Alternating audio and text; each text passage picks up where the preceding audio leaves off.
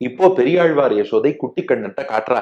அங்க பாடுறா, அடுத்தபடியா வருணன் வந்திருக்கான், தண்ணீருக்கெல்லாம் அதிபதி.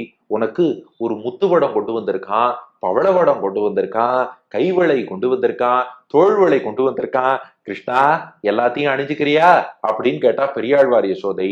குட்டி கண்ணன் சும்மா இருப்பானா? அவன் 6 மாத குழந்தையா இருந்தாலும் நன்னா பேச்சுலதான் வல்லவனாச்சே.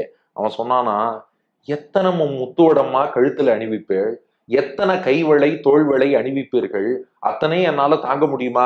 எதுக்கு வருணன் இத்தனையும் கொண்டு வரான்?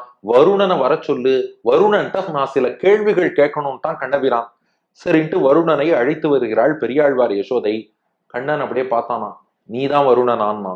அடியேன் அடியேன் தான் வருணன் அப்படின்னு சொன்னா வருணன். கண்ணன் கேட்டான், ஏற்கனவே தேவர்கள்லாம் எல்லாம் கொண்டு வந்து கொடுத்துட்டா, நீ இப்ப எதுக்கு புதுசா மீண்டும் அதையே கொண்டு வந்திருக்கிறாய் என்று கண்ணன் கேட்க, வருணன் பதில் சொல்றான். அவனுக்கு நேரடியா சொல்ல பயம். எப்போதுமே அடியார்கள் மூலம் தானே பெருமாள்கிட்ட போனோம். அதனால வருணன் பயந்துட்டே பெரியாழ்வார் யசோதைட்ட பதில சொன்னானா. அதை கேட்டு இப்போ பெரியாழ்வார் யசோதை கண்ணன்ட்ட சொல்றா, கிருஷ்ணா, அது வேற ஒண்ணும் இல்ல, தேவர்கள் தங்களுக்கு கிடைச்ச பவளம், தங்களுக்கு கிடைச்ச முத்து, அதை வச்சு கொண்டு வந்துட்டா. ஆனா இவன் வருணன் இருக்கானே, இவன் கடலுக்கெல்லாம் இவன் தான் தலைவன். அப்போ கடல்ல இருந்து வரக்கூடிய முத்துனா ரொம்ப விசேஷமா இருக்கும், கடல்ல இருந்து வரக்கூடிய பவளம்னா ரொம்ப விசேஷமா இருக்கும். நீ எவ்வளவு உயர்ந்தவன், சாட்சாத் ஸ்ரீமன் நாராயணன் பரம்பொருள். நீ பூமியில் அவதாரம் பண்ணியிருக்கேன்னா உனக்கு சமர்ப்பிக்கக்கூடிய ஒவ்வொன்றும் சிறப்பானதாக இருக்க வேண்டும் அல்லவா? கண்ணன் லேசுல விடுறதா இல்ல. குட்டி கண்ணன் அடுத்த கேள்வி கேட்டான்.